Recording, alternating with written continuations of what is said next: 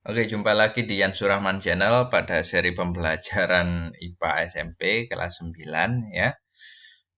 Kita melanjutkan belajar tentang sistem reproduksi pada manusia.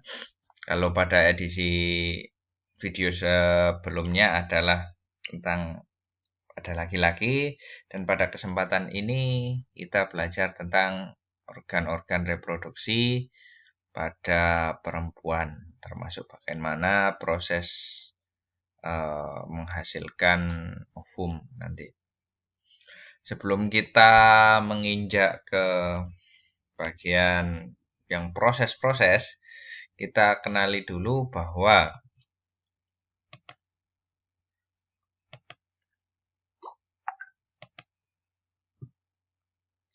sistem reproduksi pada perempuan itu kira-kira seperti ini gambarnya ya. Semua perempuan akan memiliki bagian yang seperti ini. Ini adalah tampak dari samping ya, dari samping, sehingga kita dapat menemukan di sini ada yang namanya ovarium. Ovarium, kemudian ada uterine tube. Uterine tube itu saluran uterus ya. Cuma dalam beberapa buku itu nanti akan disebut sebagai oviduk. Oviduk. Dan saluran uterin ini akan bermuara pada uterus atau dalam bahasa Indonesianya itu adalah rahim.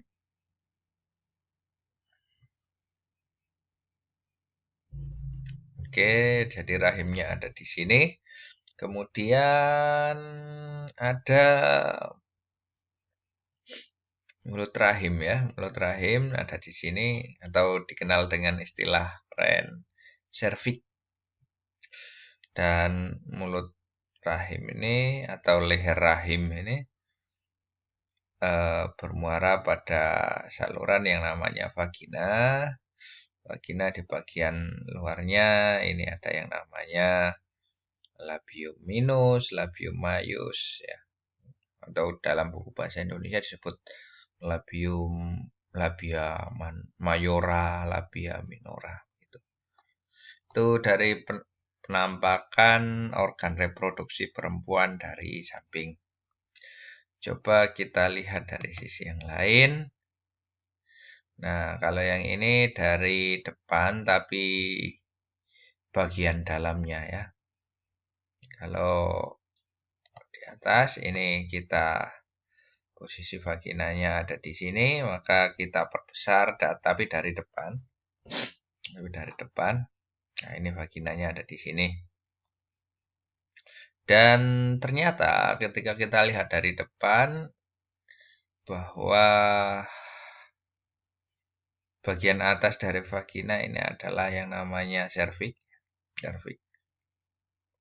Leher rahim, yang namanya kalau ada orang mau melahirkan bukaan 1, bukaan 2 itu ya di sini.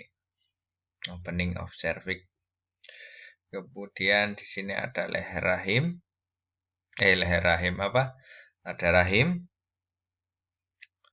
Kemudian ada ya uterine tube atau oviduk yang nantinya ujungnya fimbrenya. Fimbre itu semacam apa ya? Ya seperti inilah ya. Jam serabut-serabut begitu yang dia ini mengarahnya menutupi ovarium. Jadi nanti ovariumnya ini terhubung dengan oviduk. Jadi proses-proses yang ada di ovarium ini akan produknya keluar melalui oviduk. Nah, ovarium di sini ada dalam bahasa Inggris disebut ovari, ada bagian kiri, ada yang kanan. Ya. Nah, ini masing-masing memiliki proses sendiri-sendiri dan menghasilkan sel telur atau ovum sendiri-sendiri. Itu dari anatomi organ reproduksi pada perempuan.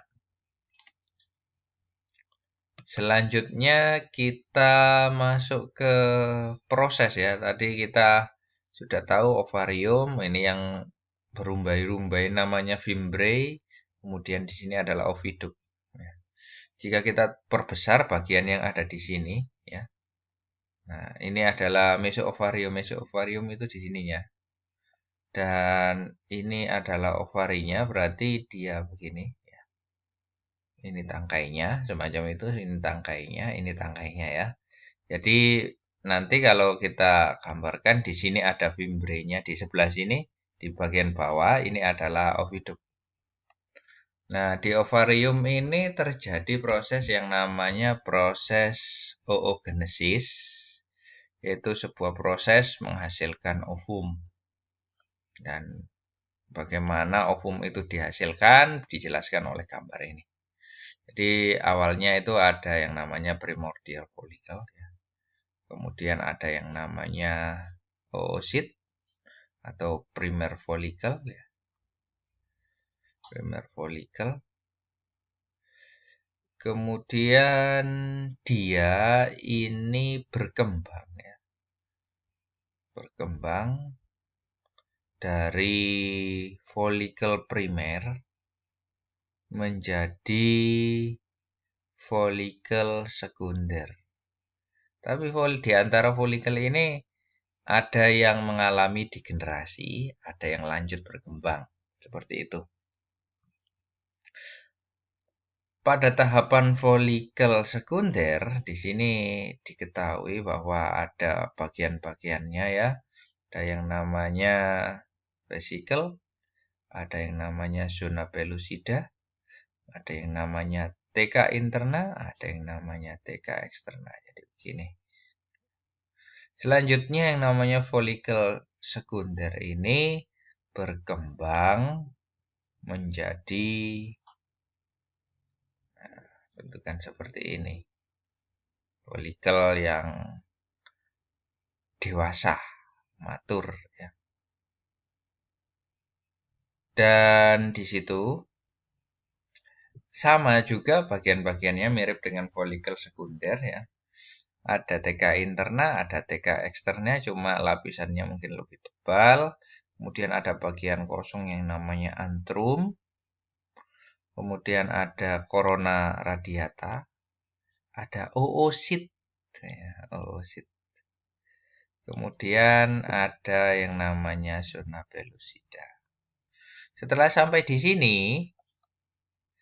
follicle ini, follicle dewasa atau kita biasanya disebut dengan follicle graft.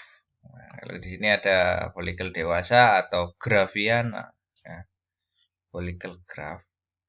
Ini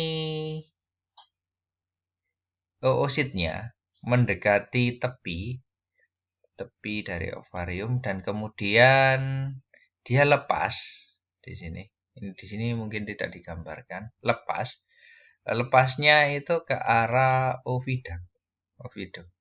Jadi kalau kita ini lepasnya ke arah sini. Nanti dia masuk ke dalam sini. Dan sisa dari pelepasan itu nanti menjadi bentukan yang namanya corpus luteum. Yang kemudian nanti istilahnya hancur lah ya, dihancurkan dalam ovarium ini menjadi corpus albicans dan selanjutnya hilang. Dan proses pendewasaan oosit ini yang dilepaskan tadi dari follicle graft ini terjadi di oviduct nanti. Ya. Jadi ketika dia lepas, prosesnya sebenarnya masih belum selesai. Dan bagaimana proses selanjutnya ketika oosit ini lepas dari ovarium menuju oviduct itu akan kita bahas pada video selanjutnya. Dan untuk video ini saya cukupkan sampai di sini. Yang belum subscribe silahkan subscribe. Tetap di Yan Surahman Channel pada belajar IPA mandiri supaya pintar. Sampai jumpa.